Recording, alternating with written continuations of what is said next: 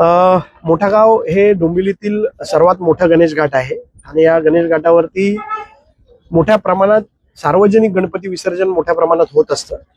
गणेश घाटावरती जाणारा रस्ता अनेक वर्षापासून जागेच्या अडचणीमुळे काँक्रिटीकरण होऊ शकला नव्हता, परंतु आता जागेची अडचण दूर झालेली आहे आणि त्या रस्त्याचं आज प्रदेशाध्यक्ष रवींद्र चव्हाण यांच्या हस्ते भूमिपूजन झालेलं आहे आणि लवकरच ते काम पूर्ण होईल आणि गणपती विसर्जनाच्या वेळेला जे गणेश भक्त येतात त्यांच्यासाठी एक मोठा दिलासादायक काम होईल अशी अपेक्षा आम्हाला.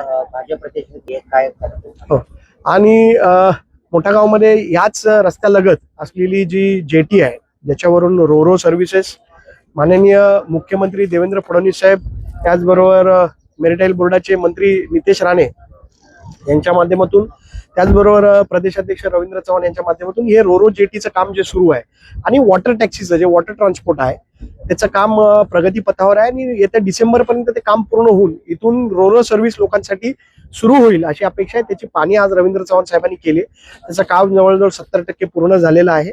30% काम उर्वरित आहे, तेही लवकर पूर्ण होईल अशी अपेक्षा मला आहे. रोरोचे 2 रूट त्यांनी तयार केलेले आहेत. एक रूट आहे जो मोठा गावापासून सुरू होणार आहे, मोठा गाव ठाणे, त्याच्यानंतर वसई विरार मीरा भाईंदर असा तो रूट आहे.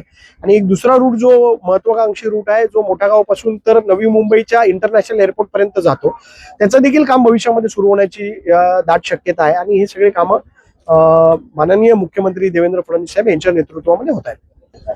पक्षप्रवेश, लोकांचा विश्वास आणि भारतीय जनता पार्टीच्या माध्यमातून होत असलेली कामं याच्यावर विश्वास ठेवून लोक प्रवेश करतायत.